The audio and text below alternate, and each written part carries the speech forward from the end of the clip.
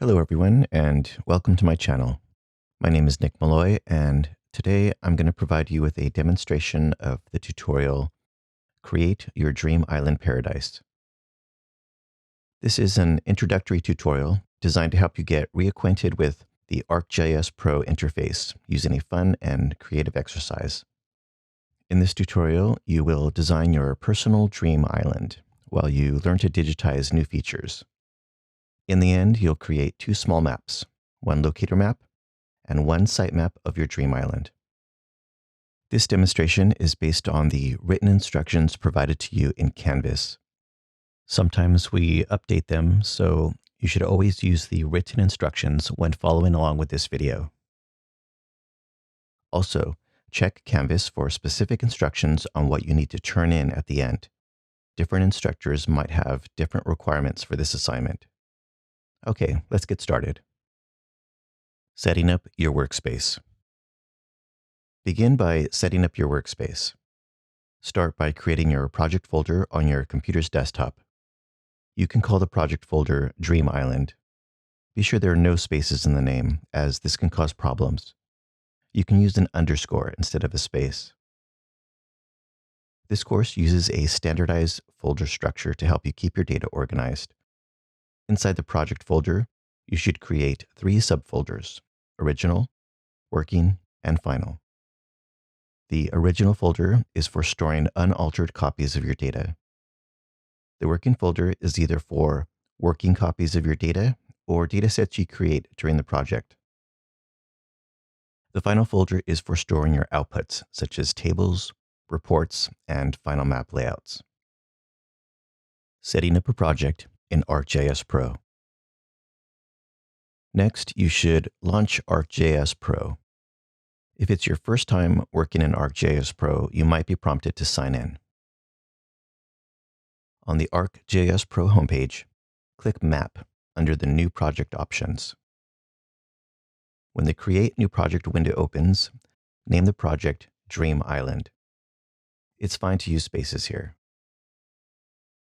The next 2 steps are important, so don't skip them.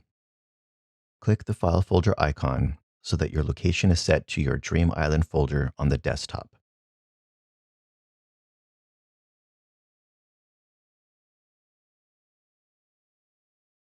Then, uncheck the box next to Create a new folder for this project. The only time you would leave this box checked is if you started here and still needed to create a project folder.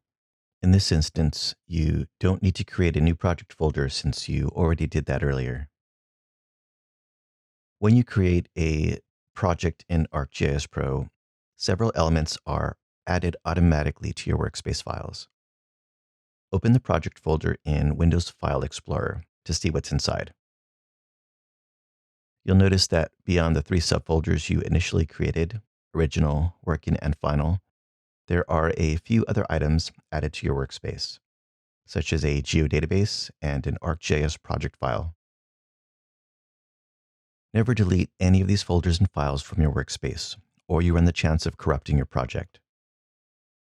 In ArcGIS Pro, you can see these default files in the catalog pane by twirling open the folders. Downloading the project data.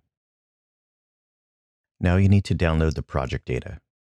You can find direct links to these datasets in the written instructions. It tends to save to your Downloads folder automatically. Once you have it, copy it from your Downloads folder to your Original folder. Next, use 7-zip to decompress the file. There is one shortcut I like to use. It's a right-click drag on the zip file, which brings up the 7Z options. If you can't get that to work, then right-click and show more options to get to the 7-zip menu. Use the Extract Here option when it comes up. Once it's done decompressing, go ahead and delete the original zip file. In ArcGIS Pro, check the contents of the original folder. I can see that ArcGIS Pro updated the folder to show the new contents. There may be times when the software doesn't do this. If you don't see your data in the original folder, you should try to refresh the folder. Just right-click the original folder and select Refresh. If you like to use shortcuts, you can use the F5 key to refresh a folder. Removing the Esri Basemap. By default, Esri will automatically load one of its basemaps.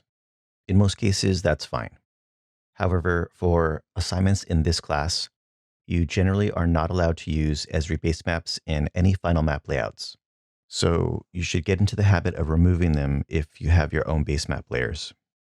Currently, I'm using the dark gray basemap, which has a reference layer for the map labels.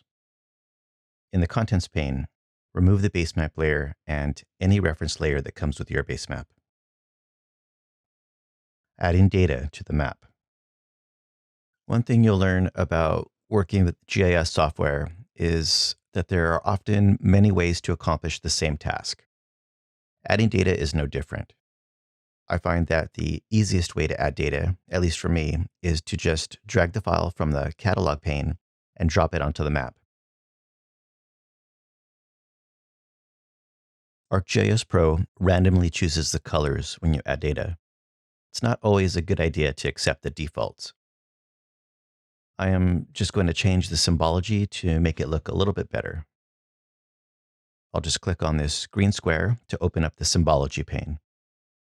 Then I'll go to the Properties tab. Here you can change the fill and outline colors. I'm going to set the fill color to a light gray. I'll change the outline color to white. These colors are really light, so I'm also going to change the background color of the map. To do this, you right-click on the word Map in the Contents pane, then open the Properties. On the General tab, you should see the settings for background color. I'm going to go with a dark gray.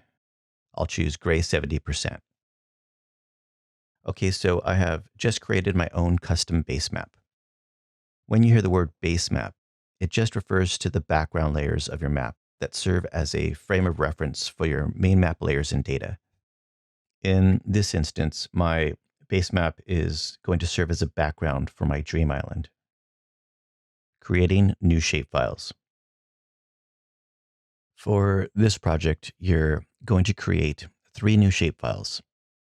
One polygon shapefile for the island, one polyline shapefile for a linear feature such as roads or rivers, and one point shapefile for trees.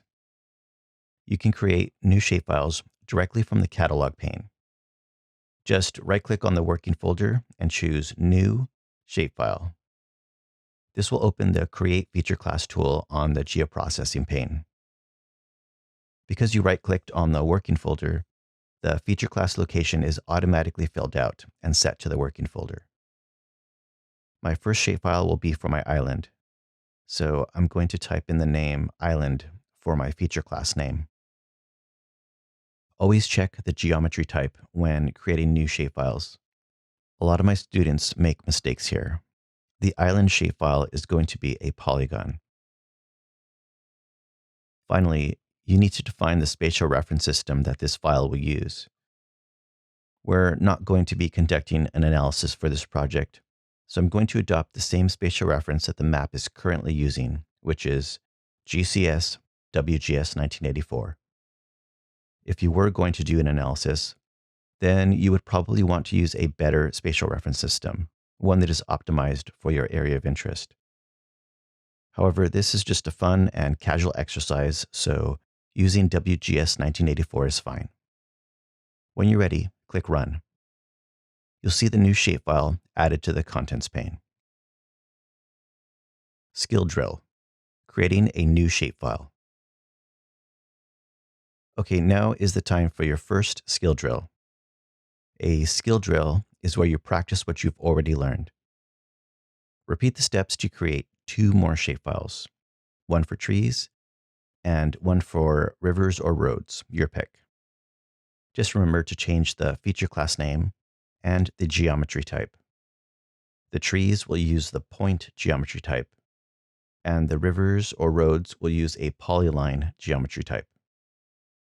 Make sure both use the same coordinate system. When you're done, close the Create Feature Class pane. You should see your 3 shapefiles loaded into the Contents pane.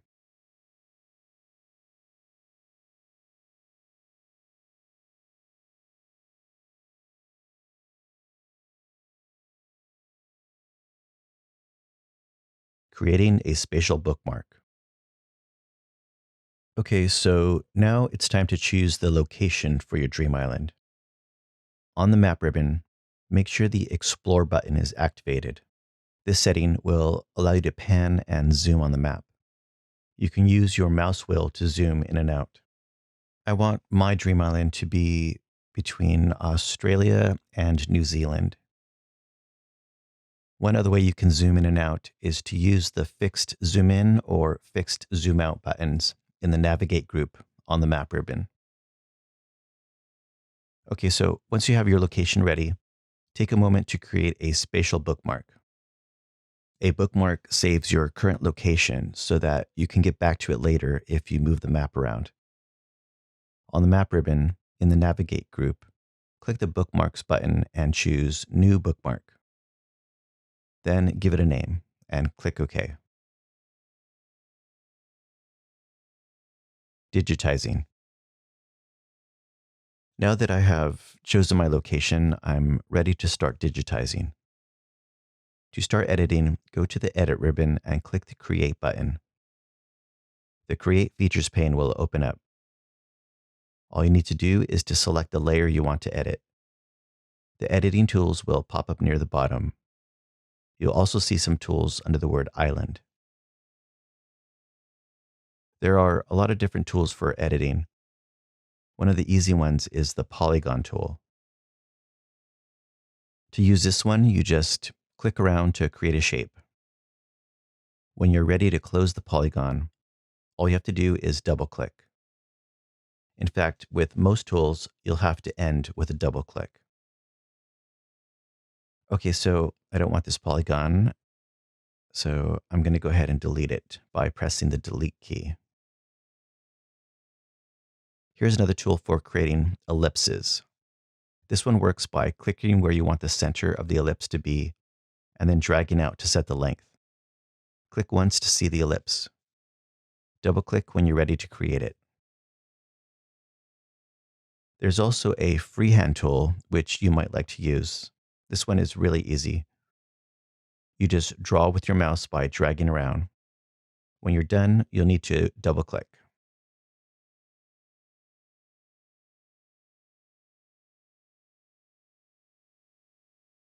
Take some time to experiment with the different tools. Once you have an idea about what you want to draw, use them to create your dream island.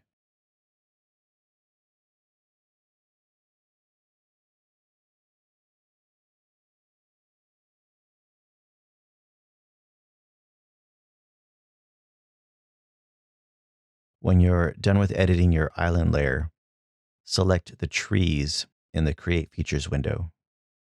Since the trees use point geometry, the editing tools will be a little different.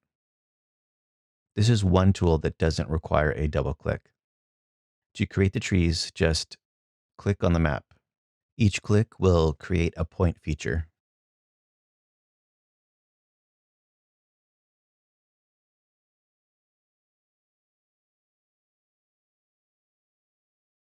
When you're done with the trees, switch to rivers. Again, the tools available will change.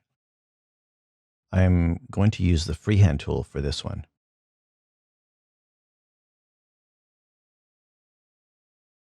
This tool also requires a double click to finish the line. Take as much time as you like to create your dream island. Have fun with it. In the next step, we'll add some attributes to the polyline shapefile. Attributes. Next, we're going to add some attributes to the shapefiles. Open the attribute table for the rivers layer. Or if you made roads instead, you can open the attribute table for the roads.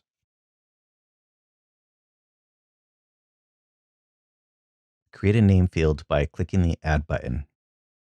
A new tab will open up where you can add new fields and modify the properties.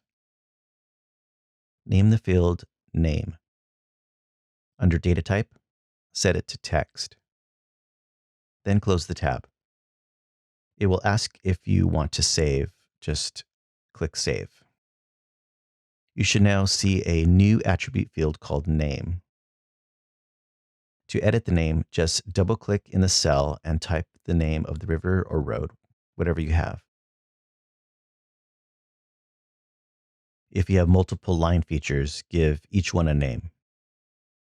When you're finished, you need to go to the Edit ribbon and click the Save button to save the changes to the attribute table.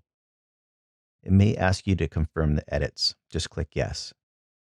One thing you'll need to remember is that this Save button is different from the one you use to save your project, which is located on the upper left. Okay, so now that the name of my river is saved, I want to see the name labeled on my map. To do that, I'm going to right-click on the rivers in the Contents pane and select Label. As you can see, the name wasn't shown. Instead, I have a number 0. I'll need to change one more setting to display the name. I'm just going to right-click on the river layer again and choose Labeling Properties. Currently, the expression is set to show the ID field, which I don't want. I'll just double-click Name in the Fields box. You can see that it added it to the expression. I also need to delete the ID from the expression as well. I probably should have cleared that first. Okay, so this is what your expression should look like. I'll go ahead and apply those changes. Now you can see that the name of the river appeared on the map. Be sure that your final map has at least one feature labeled so that your instructor can verify that you are able to edit the attribute table. Map Symbology. Before you create your map layout, take some time to adjust the color and line weight of your map. To start, I'm going to change the color of my river to blue. To do that, just click the line symbol in the Contents pane, which opens up the Symbology pane on the right.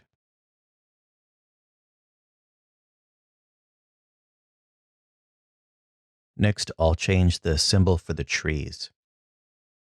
In the Symbology pane, I'm going to open the Gallery tab. Here you can search for different symbols. I'm going to type trees in the search bar. You can choose whatever tree symbol you like.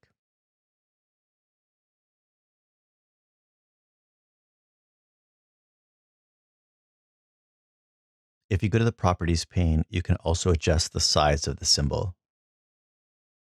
Last, I'm going to change the color of my island polygons.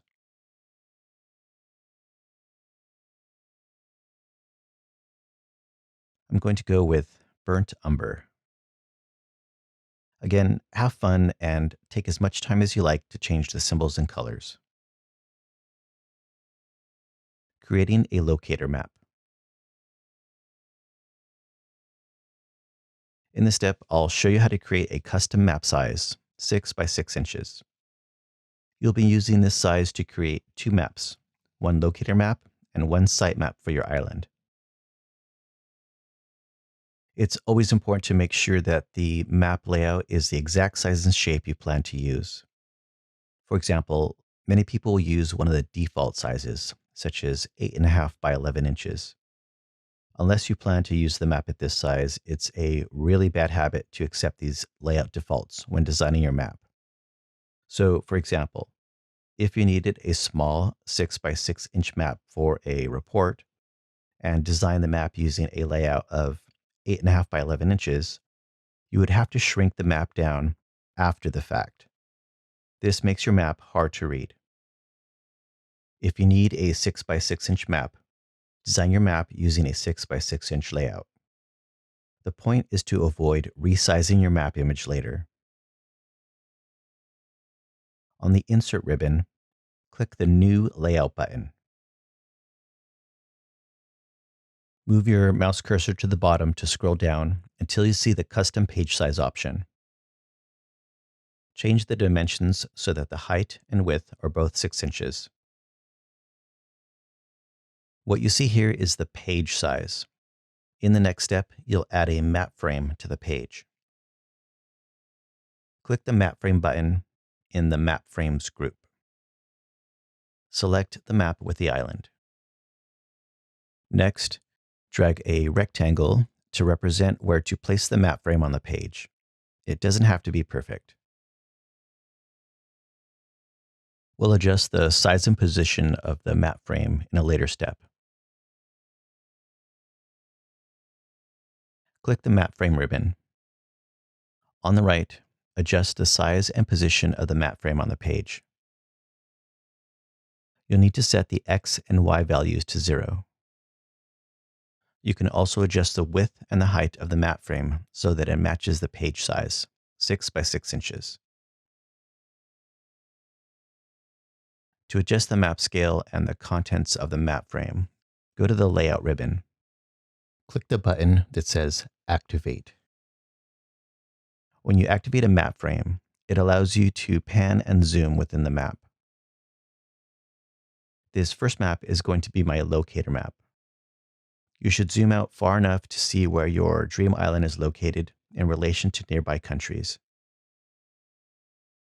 In this instance, I'm going to zoom out far enough to see Australia and New Zealand.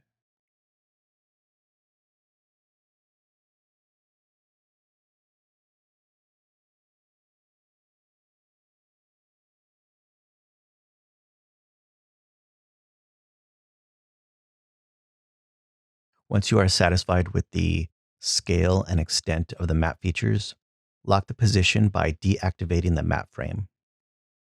You can do this on the Layout ribbon by clicking on Close Activation. When I'm zoomed out far enough, my trees and river don't look great. I don't need to see these details in my locator map. I'm going to turn off these trees and rivers by unchecking them in the Contents pane.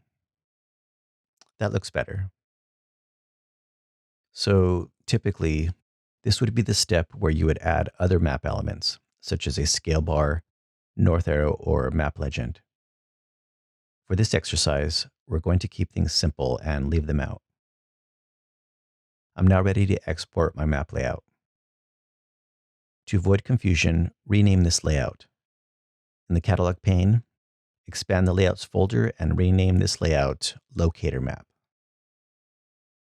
Next, right-click on the Locator Map layout in the Catalog pane and choose Export to File.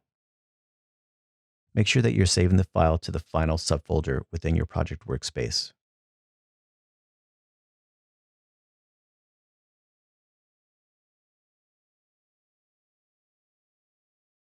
Also, don't forget to check the file type. It might not be set to PNG. Use the drop-down menu and make sure the file type is PNG and not PDF or something else.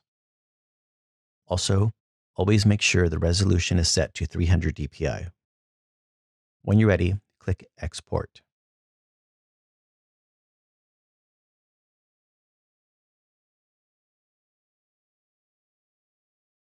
Check your final folder to make sure that you see the file.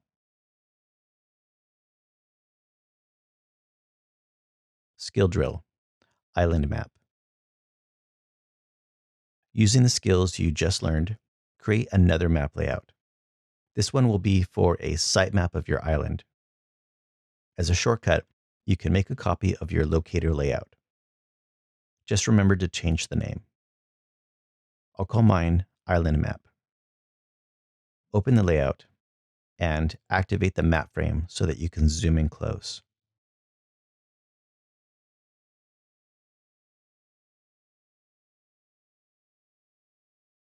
Don't forget to close the activation when you're done.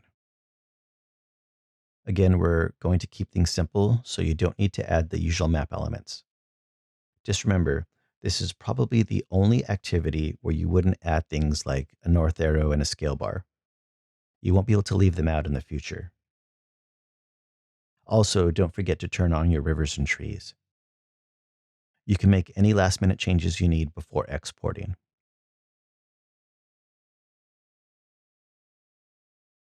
When you're ready, export the layout, and save it to your final folder as a PNG file with a resolution of 300 dpi. Check your final folder to make sure you see both maps. If you enjoyed this demonstration of Create Your Dream Island Paradise, like and subscribe. Thanks for watching.